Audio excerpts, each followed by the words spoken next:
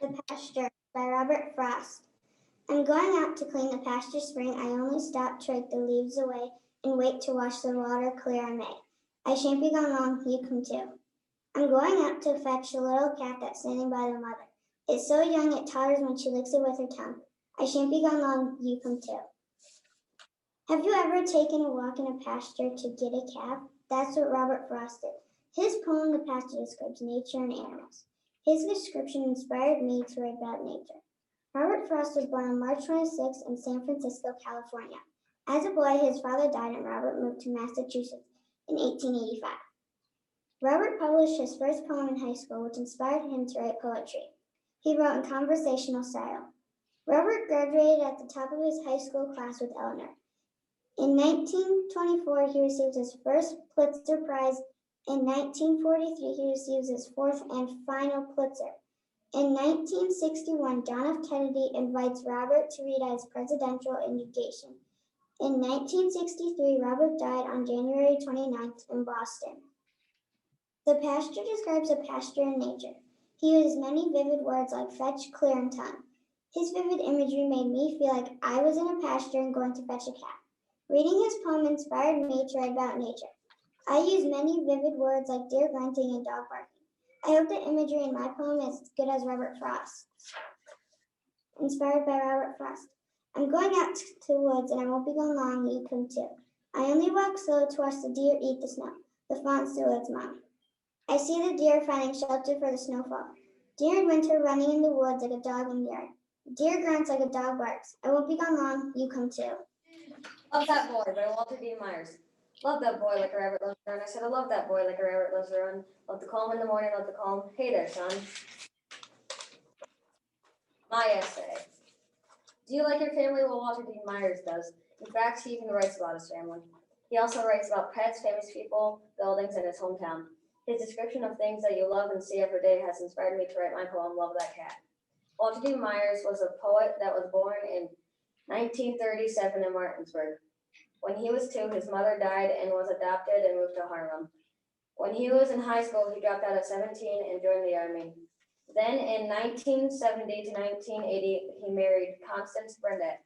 They have a kid. In 1994, Walter is recognized for his contributions in young adult literature with a Margaret A. Edwards Award. As a poet, he uses lots of rhyme and rhythm. An example of this style is Love That Boy. Walter Dean Myers was a poet that oh my God. Walter Dean Myers' poem Love That Boy describes a boy that Walter Dean Myers loves. And here's an example. Love that boy like a rabbit loves to run. He uses lots of rhyme and rhythm. This made me want to write my poem. My cat purring, scratching, meowing, and meowing. I hope my poem is as inspiring as Love That Boy. Here's my poem. Inspired by Walter D. Myers, title Love That Cat. I love my cat like a dinosaur, soft furry, and loves to play. Hunts at night, sleeps in the day, meows all the time. Watch her run like a rocket. She sits still until she sees a rabbit, but she waits and waits, then attacks like she's a raging lion. Dog by Valerie Worth.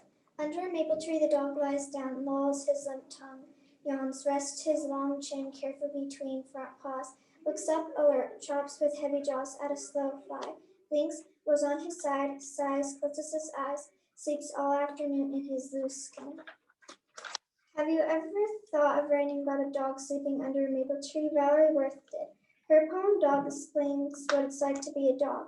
Her descriptions of ordinary objects and animals inspired me to write about my dog Millie and other animals I see every day.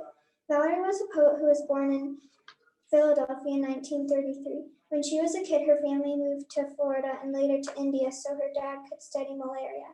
Valerie's parents inspired her to write poetry. Her dad wrote poems and her mom read them. At the time, poets were writing about events that happened in their lives, but Valerie wrote about ordinary things, like a safety pin. In 1955, she married George Banks. Valerie had 3 children, Conrad, Catherine, and Margaret.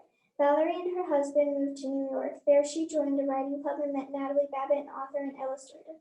Valerie read her poems and Natalie offered to send them to her publisher, and that is how her career as a poet started. In 1972, Valerie published her first book, In 1991, she won an award for excellence in poetry for children. She died in 1994 from cancer.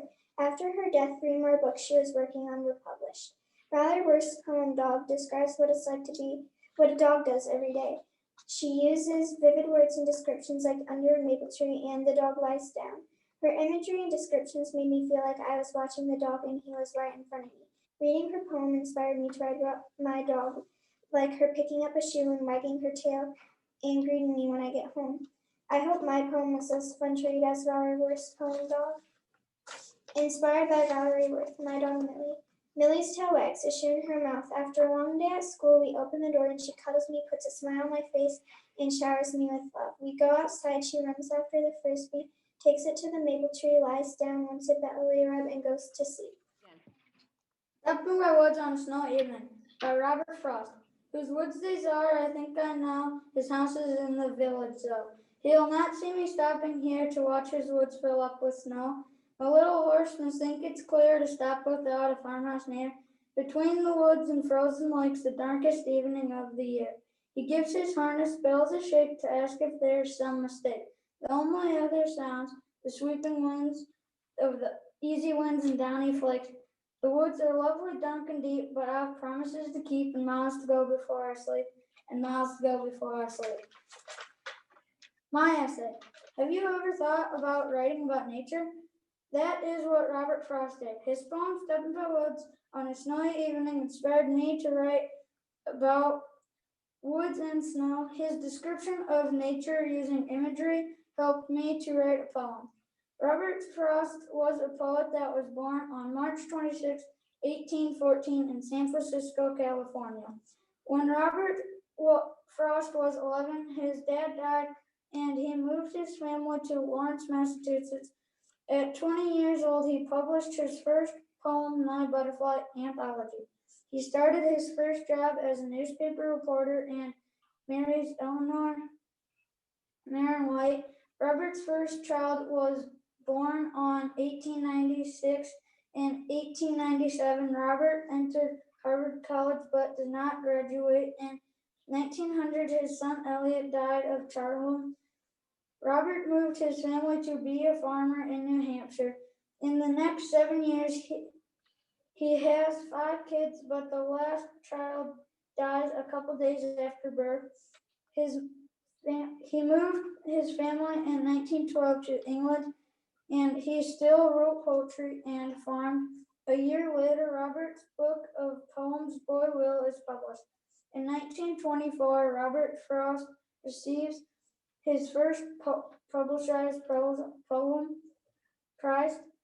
Robert Frost's poem, Stopping by Woods on a Snowy Evening, describes woods and snow and a lake. He uses a lot of imagery in his poem. I enjoyed the imagery and repetition, and I enjoyed the poem Stopping by Woods on a Snowy Evening. It makes me feel like I am in the woods. His poem inspired me to write about the stuff I hear in the woods. My poem, inspired by Robert Frost. Whose cow this is, I think I know, standing in the snow, stopped in my woods on a dark morning.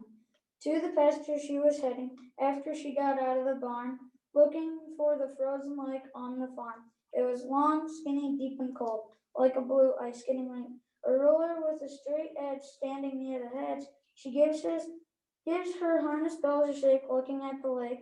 Everything is covered in the snow. So the cow has to go back to the warm, cozy barn, back to the warm, cozy barn.